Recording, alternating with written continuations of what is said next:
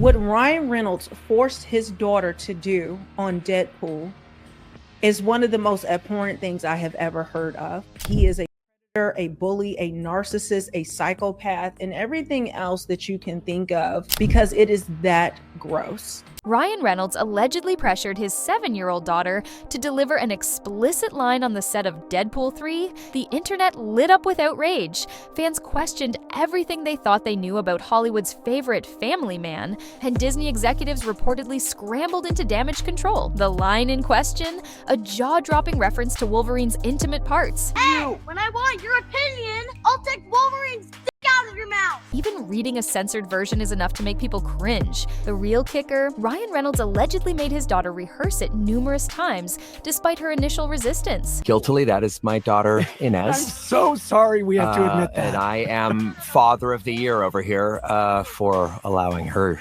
to say such language. To her credit, she really didn't want to say. How could the actor known for his comedic charm stoop to pushing a minor, his own child, into reciting borderline predatory language? It wasn't just about one inappropriate sentence. It was a glimpse behind the facade of fame, one that raised uncomfortable questions about power dynamics in Hollywood. Social media immediately lit up with condemnation. People posted outraged comments. Inez is a girl. Inez is 7 years old. Inez is a child. Inez is your child. Line. It wasn't a joke. There's nothing funny about this. This is on the screen. For a child, a little girl, to have to say this. You look at these instances and you go, these aren't good people. Or at the very least, they're not thinking critically about what's good for their family, really, and it puts their daughter and them in a very vulnerable position. He is a certified predator. Then that is my opinion. You have to investigate any further, because there is no father in his right mind who would want a scene in which his daughter makes a, I guess, homosexual joke. What manipulation and gaslighting happened behind the scenes to force this little girl to do this? Why would you put that out there about your child?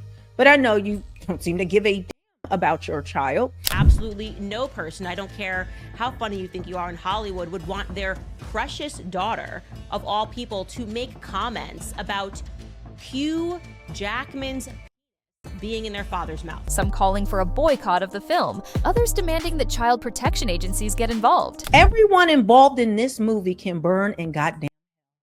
Because the fact that you thought that this was cute, funny, a joke, you're grooming this child right before our eyes, and you're so proud of yourself. And if you actually dissect the lines, they are catastrophically gross. Now, there's people that are saying we should call Child Protective Services. I think that's too far. I think that can be very dangerous when you call Child Protective Services in instances where there isn't a actual harm. Okay, I think this is enough. I hope that this is enough to get people's attention that it's not right. I do.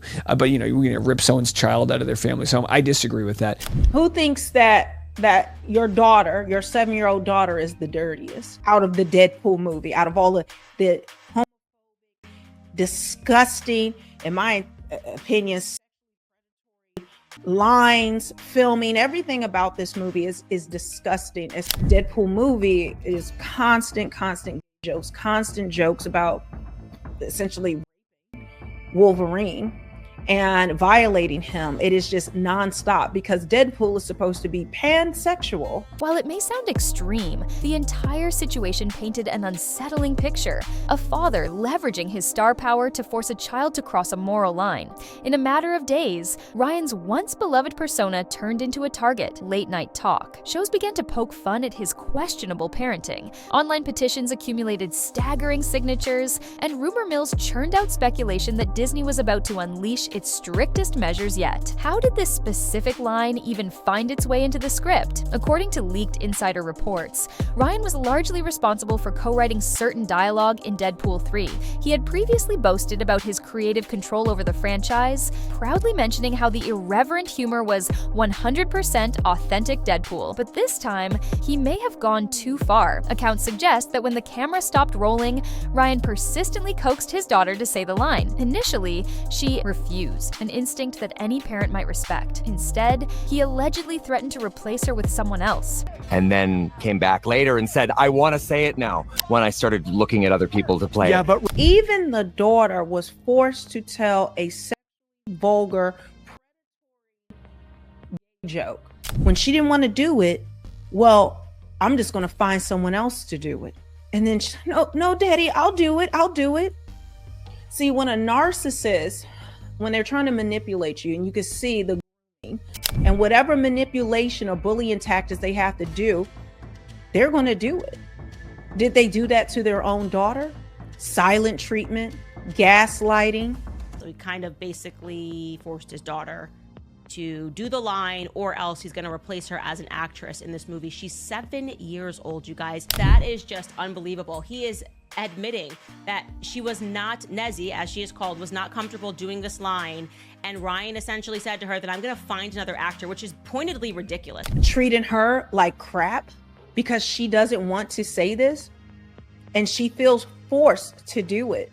He's basically looking at his 7-year-old and being like, well, if you're not going to have what it takes to read this line, which happens to be about, you know, Wolverine's penis, then I'll just go find another actor. Total sicko. For a child who idolizes her famous father, that sort of manipulation can be emotionally devastating. Observers say her eventual compliance came not from excitement to participate, but from fear of letting daddy down. What's more, rumors swirled about multiple takes. Some sources claim as many as 70 or more, all featuring variations of the same disturbing joke. You made this girl practice different iterations of Wolverine having his male genitalia in her father's mouth, Deadpool.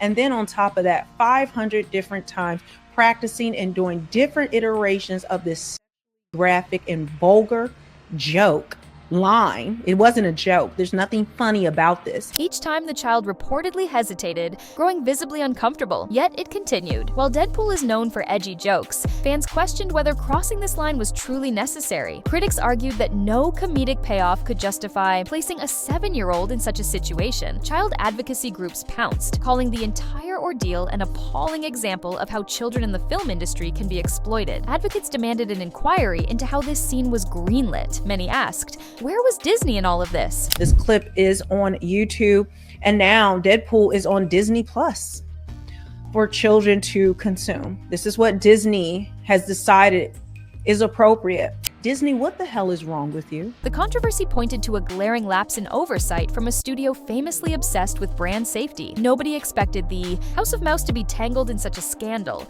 and the panic behind corporate doors only intensified the storm brewing outside. Disney and Marvel, the juggernauts behind the Deadpool brand, suddenly found themselves balancing on a high wire with no safety net. This is what Marvel has decided is appropriate.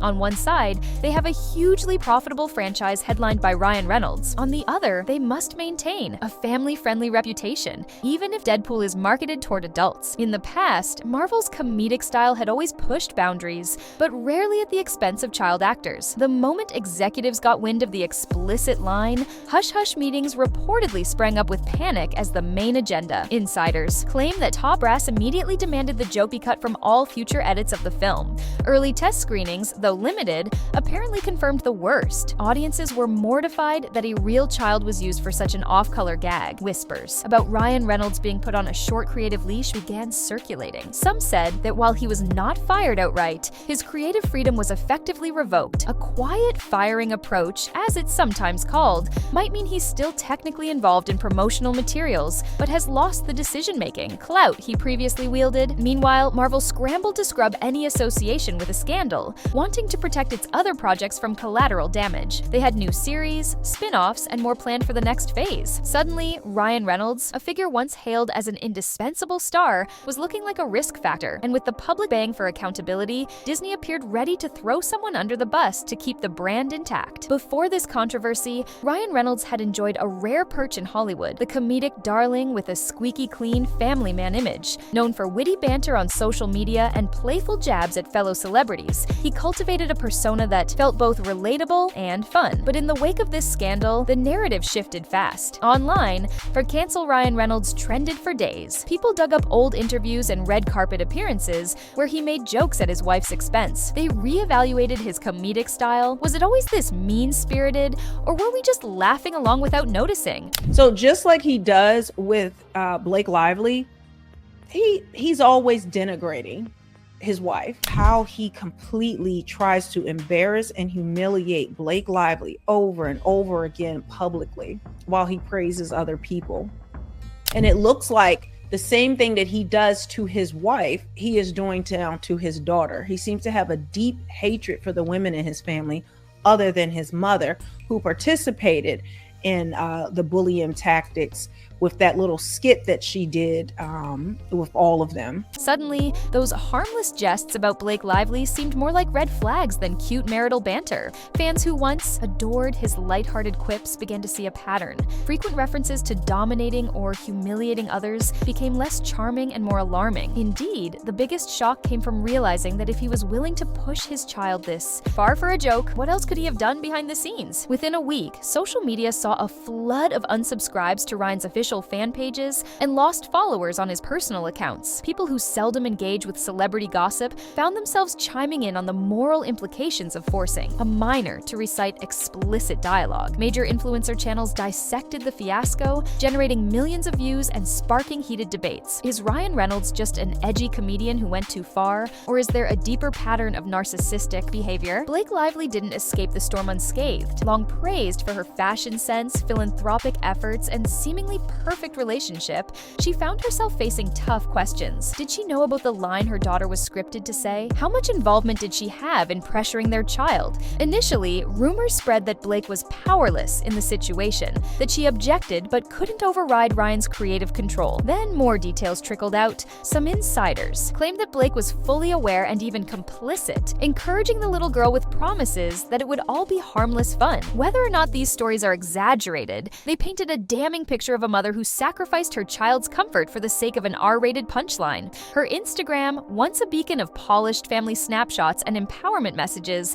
flooded with critical comments. Many accused her of hypocrisy, pointing out her brand of supportive motherhood clashed violently with letting a child deliver a borderline obscene remark on camera. Others dredged up past controversies, including her wedding venue debacle at a plantation site and her alleged tone-deaf remarks about heritage. In the midst of the Deadpool controversy, an older legal battle resurfaced, the $400 million lawsuit filed by Justin Baldoni against Blake Lively. The accusations, defamation, sabotage, and a series of claims that paint Blake and Ryan as manipulative power players looking to crush anyone in their path. The scandalous line in Deadpool 3 gave Baldoni's camp fresh ammunition to question the couple's moral compass. Ryan Reynolds, has seemingly done, right, is used his power and influence to not only help Blake Lively take over this movie, he's used it, on Deadpool. If Ryan would do this to his own daughter, critics argued, what else might he be capable of behind closed doors? Baldoni's legal team seized the moment,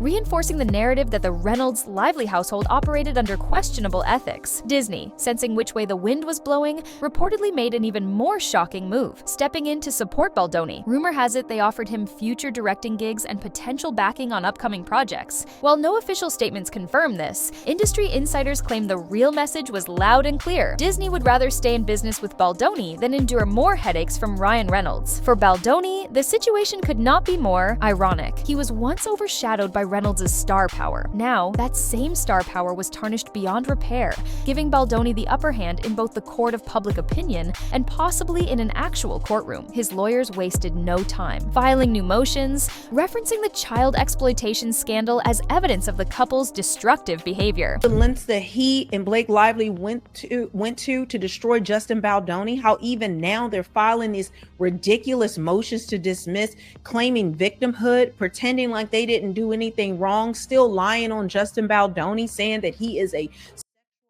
predator. Ryan Reynolds' statement, as contained in the allegations, is that he went and called Baldoni a predator. I mean, that is just such an over-the-top statement, and it does, just in its own right, seems malicious. And then the jury has to look at the totality of that evidence and say, is that malice? And it certainly there's certainly evidence that would lead one to believe a jury could find that. Publicly, Ryan and Blake seemed to vanish. No more playful Instagram posts or red carpet jokes. Instead, rumors spread of frantic phone calls with PR teams and attorneys working overtime to salvage what remained of their reputations. Disney executives reportedly considered new ways to continue the Deadpool franchise without Ryan's signature comedic liberties. Fans sensed the tension, especially after hearing the rumor of a quiet firing, meaning Ryan could appear on promotional posters but had zero creative say. Meanwhile, a petition to remove Ryan from all Marvel properties gained hundreds of thousands of signatures in record time. People who had once campaigned for him to become the official face of comedic superhero films now demanded his removal. The stark reversal was staggering. Blake's image fared no better. Any attempt she made to post about fashion or family met with harsh criticism. People lashed out, calling her a faux feminist who stood by while a child was used for explicit humor.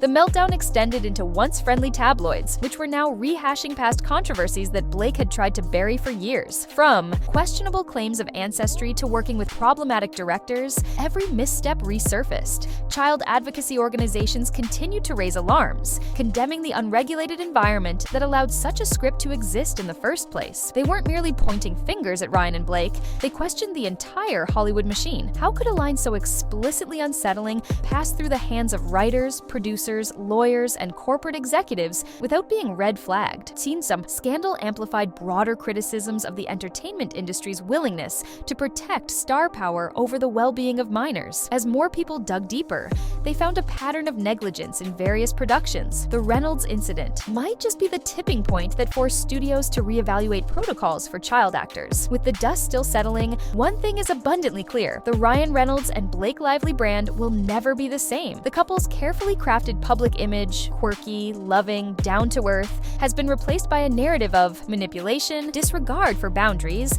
and a willingness to jeopardize a child's innocence for a cheap joke. Their downfall is a sobering reminder of how quickly fortunes can change when private decisions become painfully public. In Hollywood, celebrities often walk a tightrope between maintaining a polished reputation and indulging in behind-the-scenes power plays. For Ryan and Blake, that tightrope has snapped. Now, as fans and critics alike sift through the wreckage, they're left with uneasy questions. How many other questionable moments have been swept under the rug? Will Disney and Marvel draw a definitive line in the sand, or will they quietly reinstate Ryan's influence once the outrage subsides? And perhaps most importantly, how can an industry that prides itself on creativity, entertainment, and fantasy fail to protect the real-life children at its core?